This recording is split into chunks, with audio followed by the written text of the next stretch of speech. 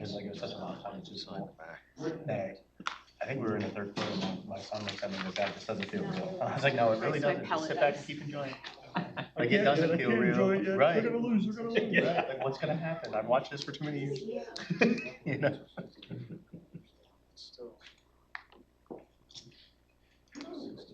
How are you?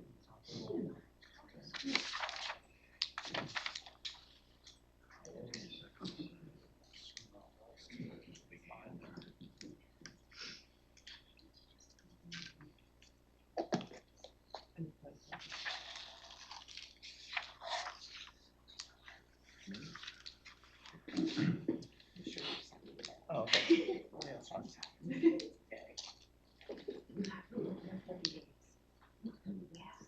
Let me get it. That's like the three corporate overlords. How are you? Good, how are you? I have 8 acquisitions in my bank. Just getting ready for like 11 kids staring at me. So I had to call them back this morning. Oh, that's good to hear. Something else that's struggling.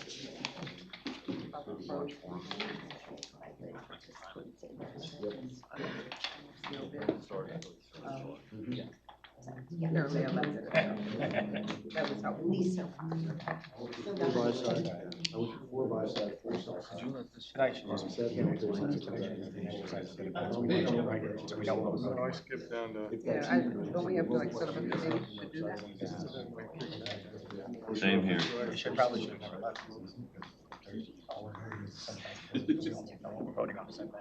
We're voting on an idea and a concept. Yeah, absolutely. Does that make sense? Okay, may I have your attention? I'd like to call the April 29th meeting of the Lehigh Northampton Airport Authority to order. If everyone would please stand and face the flag. I pledge allegiance to the flag of the United States of America and to the republic for which it stands, one nation, under God, indivisible, with liberty and justice for all. So that we call the roll, please. Paul Anthony, Here. Ann Baum, Here. Robert Brooks, Frank Facciano, Here. Don Godshall, Ricky Gower, Here. Justin Grimshaw, Here. John Hayes, Here.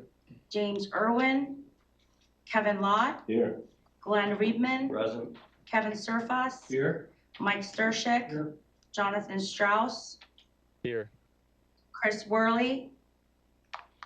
We have a quorum. Thank you. I understand we have 2 public comments today. The first, Colin will read the public comment that he received.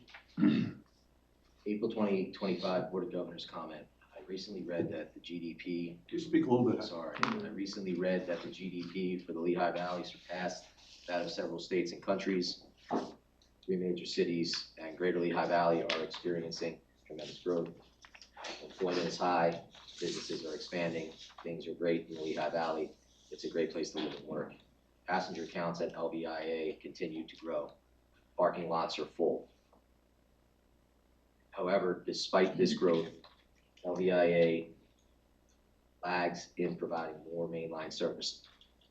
In fact, we've not had flights to Boston, Detroit, Washington, Pittsburgh, Baltimore, etc. In addition, LVIA has flights to Chicago, Charlotte, Atlanta, have flights to Chicago, Charlotte, Atlanta. The 3 legacy carriers have not expanded for years to restore mainline type service. Allegiant has been a catalyst for this airport. I realize the airlines dictate schedules and the airport cannot force them to fly to from various cities. Todd Kwan states seats are being used. No additional seats are being provided except maybe on buses. ComStat indicates during the Board of Governors meeting that there will be a percentage increase in seats for the next month. What additional seats are coming? No one bothers to request what airlines are providing the additional seats. During the dedication of the new connector, all of the speakers spoke of expanding air service. Are the landing fees a deterrent for the airlines to expand service? What incentives are provided to airlines to expand or begin new service? Bellow and Breeze Airlines have expanded this year. They have moved into cities near large hub airports operated by legacy carriers and doing it successfully. Bellow Breeze and Sun Country Airlines have operated several charters at LVIA. It would be great if they provided regular service here. I thought LVIA had an air service committee. I have not heard anything from it at the committee meetings or board of governors meeting. What would be their role? Thank you, Charlie Smith. Tom, do you have any comment? Yeah, so air service, as we know, is a very complex subject. A lot of variables and factors go into what air service community receives. So in light of that, our air service consultant will be here at our June committee meetings to provide a pretty robust update for the group. And I think if Charlie or anyone else is interested, certainly a great opportunity to get a lot of information specific to our market and air service here.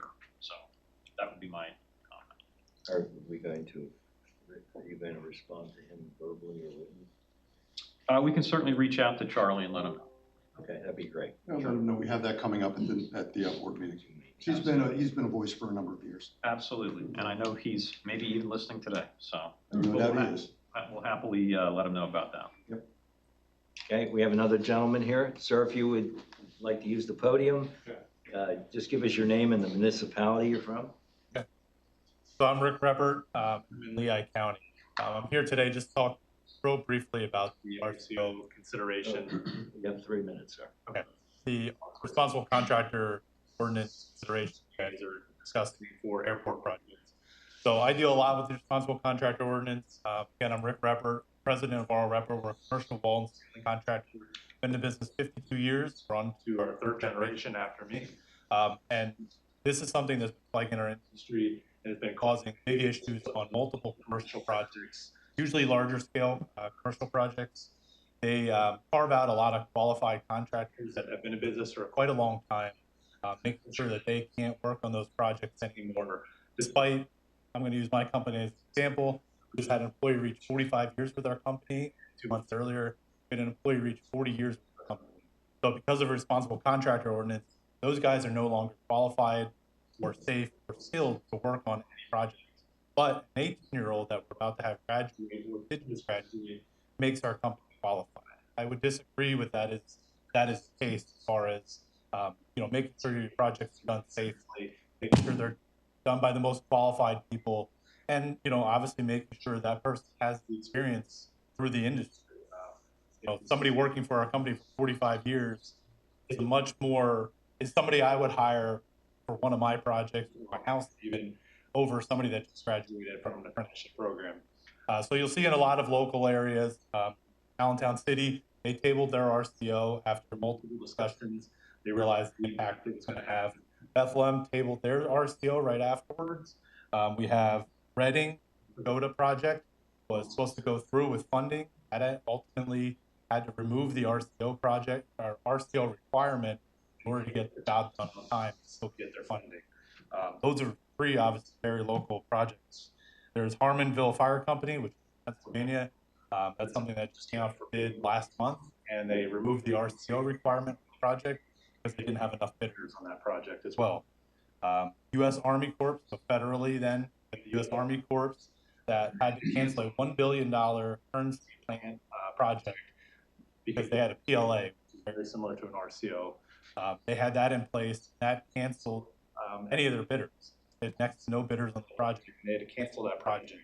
So you're talking about the federal level, as high as possible, is having to cancel projects because of these ordinances that carve out qualified contractors. And then, you hear about President Trump moving the federal PLAs. Again, PLA being project labor agreement, very similar to RCOs. So I just wanted to mention those to you. If you guys have any questions or comments, something to keep in mind. Definitely talk to your local counties that have these in place, or ones that have removed them. There's a reason they removed them. We're seeing it on a lot of our projects getting removed quite a bit throughout the projects because they're just not getting qualified contractors. That being said, there are certain contractors that do not have an apprenticeship program. I know you guys don't deal with it here, but on city projects, they'll use at the traffic lights and stuff like that. There's no traffic light apprenticeship program that's out there. There's electrical, but it's not the same thing. So those are things that are going to take people out of there, including flooring, other different areas are going to remove contractors from being able to bid on your project, specifically local contractors. You're going to end up getting people from out of state or out of county. Those people are ultimately going to charge more. So you guys are paying the higher price, bringing those contractors in from different areas. So, Thank you very much. thank you. Okay.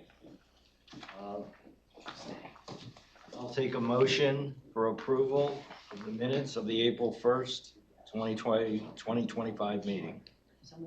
Dan, second. Dawn, all in favor?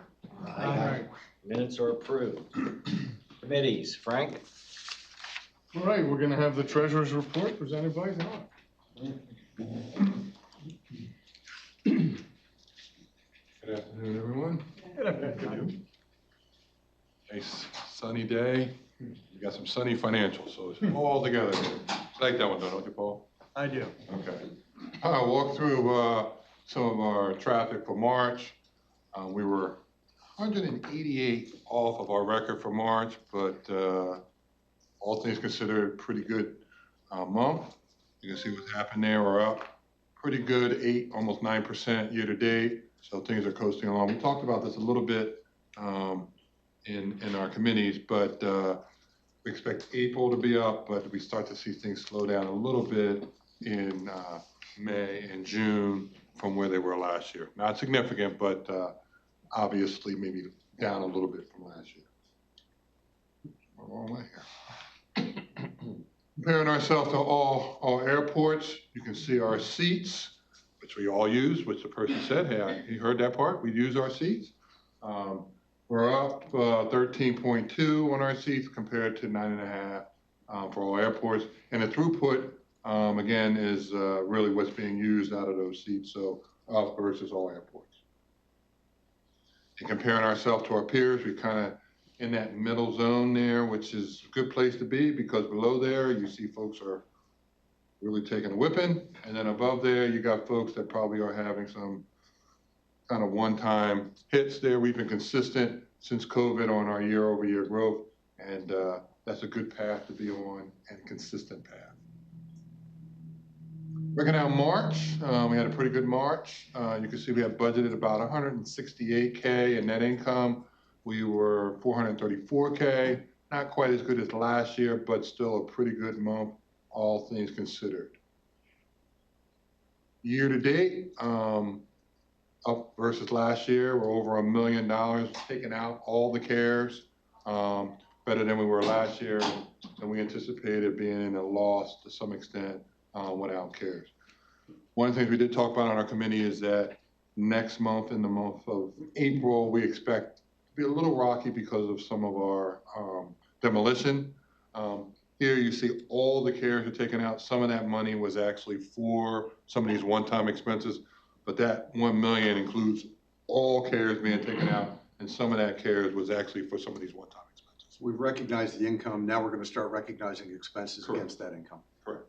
But if you start down at the bottom there, you kind of say none of it's in there, but then you still have those expenses. So it's good to kind of keep track of that. And John made a point and pointed out, because again, we put that in there, and I know Tom gets excited when he sees that government building being knocked down. Wasn't for CARES, we couldn't do that.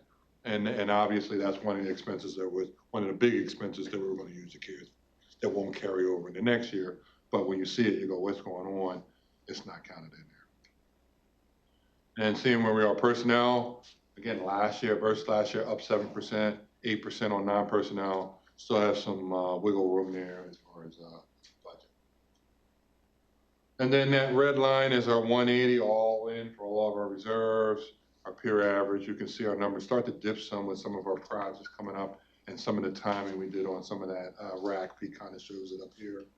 But all things considered, we're above the line. Once we get to 2024, which will be later this year, we'll put that up there, but well above our 180 number at this point. Any questions? Good month. I try to keep it short and sweet. I know Paul likes it when I keep it short and sweet, so. All right, sunny day, sunny financials. Thank you. All right, motion to accept the report. Mike? Second? I have to second. I'll second. Paul second. All in favor? Aye. Any not? All right, it's accepted. On Business Committee? Sure. And Ryan's gonna talk about the 2025 Capital Improvement Program budget updates. Good afternoon, everybody. So we went through this item at committees on Thursday. I'll kind of run through it briefly. Basically, we're looking for an update distribution to our capital program that we bring to the board in November. There were revision to one project and the addition of 2 projects you see here. Just to note from committee, there was a typo in this line here. It was 67, actually should be 87, so that's been adjusted. But really revising the hangar 7 door rehab, and if you actually go down a little so that adding 2 projects. One's the accounting software, and one's replacing a de-ice tank. But really, what we're doing is a reallocation, looking for approval for reallocation, no additional LNAA spend on the projects. But you can see, obviously, the big one was hangar 7. The reason for that, again, we kind of talked about it at committees, but whole new electrical panel and feed was required, which obviously wasn't in there to begin with. That obviously required electrical subcontractor, prevailing wage rates. That we have to do for that as well. Larger door track assembly, again, we kind of talked through some of this.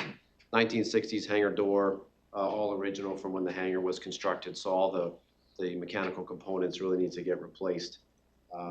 So again, just no cost amendments are requested as this. It's just reallocating as shown the projects that were identified. Any questions? Can I get a motion to approve the 2025 Capital Improvement Program budget updates? Second. Thank you. John and Ann. Oh, motion passes. That helps, doesn't it? Thank you. You want to take a vote? Oh, thank you. That would help too. Can I get a vote on the capital improvement? Aye. Thank you. Any nays or abstentions? All right, now it passes. Thank you. Tom? Thank you, Mr. Chair. Todd talked to us a little bit about the traffic for the month. Again, good month of March. When we look at April so far, almost at the end of the month, but nationally, April throughput through checkpoints is up about 1%. Here at ABE, we're up right now about 9%. So 9% for us, which is certainly good.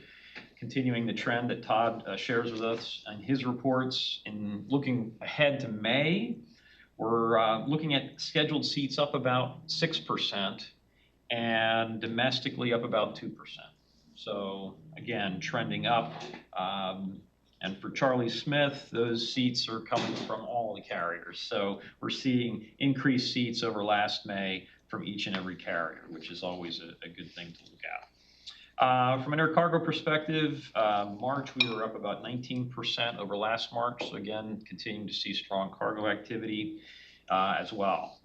Looking at events since our last meeting, which was April 1st. April 2nd, PennDOT Secretary Mike Carroll was here talking about the implementation of Real ID nationally, but certainly here in Pennsylvania, beginning on May 7th. So another plug to get your Real ID document when you fly beginning on May 7th. That can be a driver's license with the gold star or a passport or passport card, military ID, a number of things. You can get a Real ID driver's license after May 7th. You still have time to do that. You'll be able to do that for quite a long time. But make sure you have a compliant document starting May 7th. Does it have to be an unexpired passport, or would an expired passport work? Yeah, so if they're expired, it's essentially not considered a Real ID product, and you're now subject to additional vetting and screening. You will be moved to a different screening lane here at ABE. April 2nd was also another date. We had hosted our Fear of Flying seminar, so we had a dozen participants in that. So again, good participation there. Our next Fear of Flying will be August 5th. April 21st through the 25th was National Volunteer Week. We have 63 volunteers. We recognized a lot of them, including Sherman. So thanks, Glenn and Sue Ann, for being here. April 24th was Take Your Child to Work Day. We had 18 children here who participated in a great program that folks put together with Paul and Colin and Connie and everybody's team there. It's a great opportunity to bring kids in here and have a good day at the airport. Just on the 28th, TSA hosted a little media event talking about our new credential authentication technology machines, which will be at the checkpoint. Those are in use already. Really what that means is when you have your real ID, you approach it, you scan your ID, it quickly takes a picture, matches you up. You don't even need your boarding pass to get through security. You still need to check in with your airline and all of those good things, but it really expedites the process. So it's great to have that in place here just in time for May 7th. So we want to make sure we're making that screening process as efficient as possible. I did hear some conversation about people getting their air badge emails. And so if you've gotten that, you should have received something yesterday. You can circle up with Steve after the meeting. There's a couple of process steps that go through and approvals that are needed. Once you do your part, it bounces back to us for approval. So we'll continue to monitor that. If there's questions, Steve, I'm sure you're going to be available to help answer those after the meeting. In terms of upcoming events, on Friday, May 7th, we're at Orfield Middle School for their STEAM Expo. So again, trying to get out to our schools and talk to them about opportunities here at AVE and at the Authority. On May 7th, we talked about Real ID, that's coming. And if you're interested in the full list of all the compliant documents for Real ID, you can go on tsa.gov. They have a full list of those. On May 20th through the 23rd, we're doing our next TSA PreCheck open enrollment. If you're interested in getting pre-checked, help expedite your process through checkpoints even sooner, you can do that. That'll be on property here on the second floor. One of the conference rooms here will have more information about that shortly. And last but not least, Mr. Chair, just worth mentioning that for the second consecutive year, AVE was listed as one of the best small airports in the country by Newsweek magazine. So. To everybody who voted. So with that, that concludes my report. Anything on this? Civic Plus. Yeah, I did want to mention, thank you, did want to mention that starting next month, we'll begin retiring our Novus Agenda product using Civic Plus. We'll be pushing out login information for that as well. So we'll run both of those platforms in parallel. You know, Paul, if you want us to keep Novus around a little longer, I'll see what we can do. I sure join. But we'll go full retirement then in May, and starting in our June meetings, we'll strictly be using the Civic Plus platform. Very, very similar look and feel, hopefully a little easier to navigate and so forth. But just a reminder that that will be happening transition-wise next month. Thank you, Tom. Any questions for Tom? Seeing none, Madam Solicitor, your report. Thank you, Mr. Chair. Good afternoon, everyone. My office recently provided a memorandum regarding fuel procurement and a process that can be used when the fuel purchases are made for resale. And then also Lawmakers, as you may be aware, they did file an appeal on the getting rejected for their wildlife mitigation services bid. So my office is handling that. Also mentioned in the past, the car detailing arrangement. That's a service that the airport is going to roll out this spring. And so I'm working on the third-party agreement to, have an agreement among the detailer, the LNAA, and the client, the customer. So I'll have that this week so that program can get started.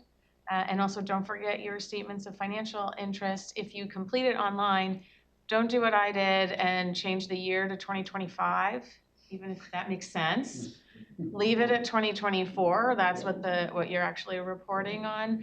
And then you can submit your form to the state, then save it and send Sylvette a copy. So it's really easy to do online, just don't screw up. I had a bunch of emails to follow up on that, but it got worked out. And then I do request an executive session for legal advice today. Okay, any other questions for the solicitor? Seeing none, Chairman Hayes. Good afternoon, Election Mr. of Chair. officers. I have a report for the nominating committee. We do have a full slate of candidates to be put up for election at this meeting.